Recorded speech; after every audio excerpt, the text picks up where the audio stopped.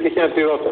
Ο κύριος Γρηγοριάδης έχει αναπληρώτα για τον απλούστατο λόγο ότι ήταν παρόν όταν πήγανε στην ενεργεία της ΔΕΗ να κόψουν το ρεύμα από πολίτες σεισμοπαθείς οι οποίοι ζουν σε κοντέινερ, γιατί είχαν υπέρογγες οφειλές, κύριε Γρηγοριάδη. Έτσι. Κοιτάξτε, εμένα μου τηλεφώνησαν να πάω ότι κόβουν στον οικισμό το ρεύμα και επειδή πολλές φορές έχω πει ότι εκεί μέσα είναι 650 οικογένειες και όταν μια οικογένεια με 7 και 8 παιδιά καταφέρνει και επιβιώνει όπως επιβιώνει, νομίζω ότι υπάρχει μια ισορροπία και στην προσπάθειά μου να πείσω τον υπεύθυνο της ΔΕΗ ότι εδώ μέσα υπάρχουν άρρωστοι άνθρωποι με οξυγόνα, με αυτά και πρέπει να ελέγξετε μέσα στα βάθη. Πού είναι, στο Καποτά είναι αυτά. Καποτά. Πριν πείτε περισσότερα, κύριε Γρηγοριάδη, μισό λεπτό, κύριε Σγότζο, επιτρέψτε να κάνουμε εκπομπή. Πάμε να δούμε τι ακριβώς κατέγραψε η κάμερα της δικής μας εκπομπής στο στρατόπεδο Καποτά. Πήγαμε και βρήκαμε, φίλες και φίλοι, 15 χρόνια ζουν σε κοντέινερ. Είναι οι σεισμοπαθείς του μεγάλου σεισμού, του καταστροφικού σεισμού του 1915 χρόνια μετά. Οι άνθρωποι αυτοί αναγκάζονται και ζουν κάτω από ιδιαίτερα αντίξωες συνθήκες. Πρέπει να σας πω ότι ο Ηλίας ο Δήμος, ο οποίος επισκέφθηκε το στρατόπεδο, συνομίλησε και με νεαρά άτομα. Ιδιαίτερα προσοχή δώστε στο τι μας λέει ο 20χρονος Αλέξανδρος. Πάμε πολύ. Τις τελευταίες ημέρες η Κεφαλονιά μετράει τις πληγές της από τον καταστροφικό σεισμό που έπληξε το νησί, όπου χιλιάδες κάτοικοι έμειναν στον δρόμο και χιλιάδες σπίτια κρίθηκαν μη κατοικήσιμα. Η κάμερα του ρεπορτάζ βρέθηκε με αφορμή τον καταστροφικό σεισμό στην Κεφαλονιά στο καταβλισμό των σεισμοπλήκτων στο στρατόπεδο Καποτά στις Αχαρνές, όπου σεισμόπληκτοι περιγράφουν με μία λέξη την κατάσταση.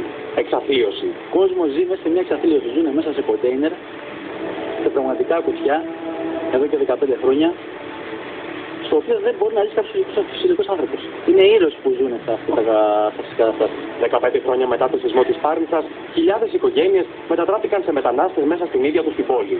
Αφήνοντας πίσω την προσωπική τους περιουσία, εγκαταστάθηκαν σε καταβλισμούς σεισμοπλήκτων, περιμένοντας την επόμενη ημέρα. Εικόνες καταστροφής, εικόνες εξαθλίωσης. Εικόνες που μαρτυρούν πως πρόκειται για ανθρώπους ξεχασμένους από τον Θεό. Η χώρα μας είναι εδώ, έχουμε και την ταυτότητα. Έχουμε και την ελληνική ταυτότητα. Η χώρα μας εδώ είναι. Ποια είναι όμως η στάση της πολιτείας? Οι κάτοικοι των ηλιομένων αναφέρουν πως τα τελευταία χρόνια η πολιτεία είναι απούσα, ενώ από το 1999 ακόμη η κατάσταση παραμένει ίδια.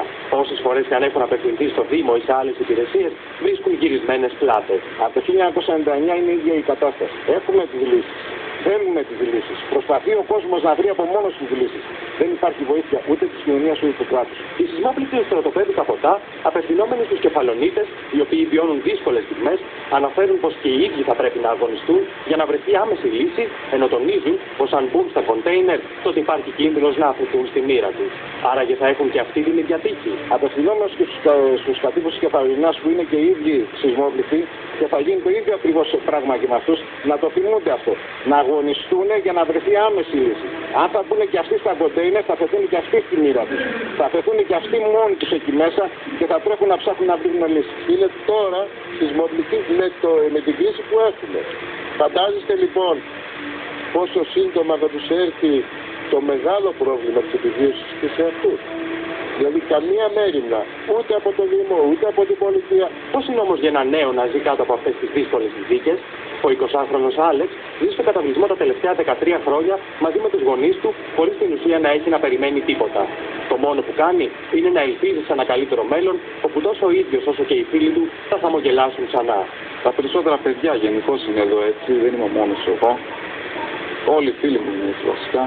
Ίσως κάποτε όλο τελειώσει από το χάος και θα αρχίσω να ζω μια πιο ωραία ζωή. Όχι μόνο εγώ, οι φίλοι μου. Θέλω να βλέπω χαρά στο πρόσωπό της, αλλά δεν έχουμε χάσει όλοι. Λοιπόν, και τη Δευτέρα σε Αφρικά, κύριε Γρηγοριάδη, ήταν ευημερίες στο μάτι της ενεργείας της ΔΕΗ και κόβουν να διαθέτει στο ρεύμα σε λιώνμενα του καταβλισμού του στρατοπέδου Καποτά. Ήσασταν παρόν. Βεβαίως, γιατί μέσα σε αυτά τα κοντέινερ που βλέπετε υπάρχουν 7 και 8 παιδιά, υπάρχουν άρρωστοι άνθρωποι, υπάρχουν οξυγόνα, υπάρχουν γονείς οι οποίοι βρίσκονται στη δουλειά και οι παππούδες που έχουν το οξυγόνο είναι απροστάτευτοι και αν το κόψει την ώρα μπορεί να γυρεύσει η ζωή τους και πήγα να τους ενημερώσω ότι εδώ είναι επικίνδυνα πράγματα. Να έχουμε κάνει μια επιτροπή στο Δημοτικό Συμβούλιο, να πάμε να κάνουμε ένα διακανονισμό με τη ΔΕΗ, να βρεθεί μια λύση. Είναι τρέλα αυτό το δημόσιο. Έχω εντολή από πάνω, έχω εντολή από κάτω, έχω αυτό. Έρχονται σαν να μας λένε οι τύρανοι και έρχονται να τιμωρήσουν τον κόσμο. Δεν έχουν κάνει ποτέ ζωή του στο χείο. Να ξέρεις ότι αν κόψεις όπως χτες σε μια εκπομπή είδα το άλλο παιδί που είχε 4 παιδιά και πήγε να ρίξει το βενζίνη πάνω του, ο οποίος τα παιδάκια το βράδυ, φανταστείτε το βράδυ χωρίς το ρεύμα 4 παιδιά μέσα στο κρύο να ζουν, και εμείς οι κύριοι οι πολιτισμένοι, οι κοινωνικοί που κάνουμε και μαθήματα στην κοινωνία, πάμε και τους κόβουμε το ρεύμα.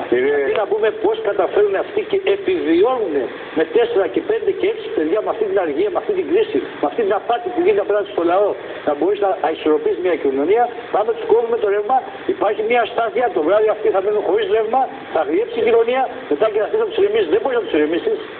Γιατί πόσα μιλάμε, γιατί οφειλές μιλάμε. Κοιτάξτε, οι οφειλές δεν είναι κάτι συγκεκριμένο. Άλλοι μπορεί να χρωστάνε 1.000 ευρώ, άλλοι 2.000, άλλοι οτιδήποτε. Αλλά σημασία έχει ότι όταν υπάρχει ένα πρόβλημα στην κοινωνία σημαίνει ίσον λύση. Λύση σημαίνει να πιάνεις όλους τους ενδιαφερόμενους, καθόμαστε στο Δημοτικό Συμβούλιο μαζί με τους ενδιαφερόμενους που είναι μέσα στο καταβλισμό, να κάνουμε ένα σχέδιο που να βολεύει και τις δύο πλευρές.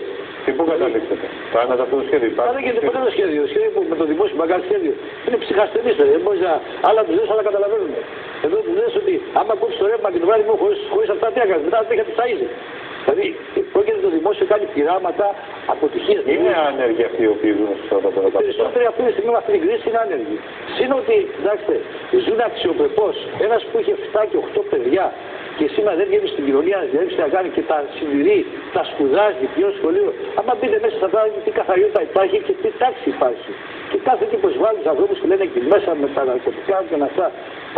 Αν θέλετε, κάντε μια επιτροπή, όποιοι θέλουν να δουν για ποιες οικογένειες μιλάμε. Όλοι αυτοί έχουν όνειρα στη ζωή τους. Εγώ είπα ότι υπάρχει ένα πρόβλημα και ένα δράμα τέτοιο, πρέπει να υπάρχει μια λύση. Πρέπει η πολιτεία να σκύψει δίπλα τους και να δει ομαλά πώς μπορεί να βρεθεί λύση και από τις δύο πλευρές.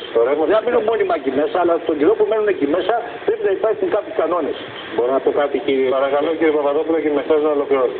Ακούστε να σας πω κάτι. Στο στρατόπεδο Καποτά πήγανε μέλη μας από το τοπικό πυρήνα του Μενιδίου, του κινήματος του Πυλώνο. Ήρθαν κάτοικοι του Καποτά χωρίς ρεύμα στις ανοιχτές μας συνελεύσεις που γίνεται κάθε Τρίτη στα γραφεία μας στα Πατήσια. Και αυτό το οποίο είδαμε είναι το εξής, ότι ο εχθρός λαός μέσω των συνεργείων της ΔΕΗ και με την προστασία των ΜΑΤ τελικά καταλήγει να μένει χωρίς ρεύμα στον 21ο αιώνα. Άνθρωποι εγκαταλελειμμένοι, η όλη εκεί κατάσταση θυμίζει φαβέλες της Βραζιλίας. Και αυτό το οποίο έχουμε να πούμε είναι ότι θα ξαναεπισκεφτούμε και έχουμε επισκεφτεί πολλές φορές εκεί τους κατοίκους και μαζί θα οργανώσουμε τον αγώνα για να επανασυνδέσει η ΔΕΗ το ρεύμα σε όλους τους έχουν κοπεί. Ζητάμε τη συμπαράσταση όλων των εμπλεκομένων φορέων του Δήμου, που ο Δήμος πρέπει επιτέλους να μην υψεί τα σχήρα του ως Πόντιος Πιλάτος, να πάρουν θέση γιατί το ρεύμα είναι ένα κοινωνικό αγαθό και να μην επαναληφθούν καταστάσεις όπως με την Ελευθερία και τον Σπύρο και τον 10χρονο γιο τους, στο Μενίδη πάλι, που για 4 χρόνια ήταν χωρίς ρεύμα, όντας καρκινοπαθής η ίδια η Ελευθερία. Και καταφέραμε με την κινητοποίηση να το επανασυνδέσουμε. Αυτό θα κάνουμε και στο στρατόπεδο Καποτά. Μαζί με τους κρατά αυτά τα οποία λέτε, εγώ συγκρατώ και αυτό το οποίο είπε ο κ. Γρηγοριάδης. Κύριε Γρηγοριάδη, θα έχουμε την ευκαιρία την επόμενη Παρασκευή να το ευθύνουμε αυτό το θέμα. Θα να ζητήσω συγγνώμη γιατί μας περιορίζει πάρα πολύ.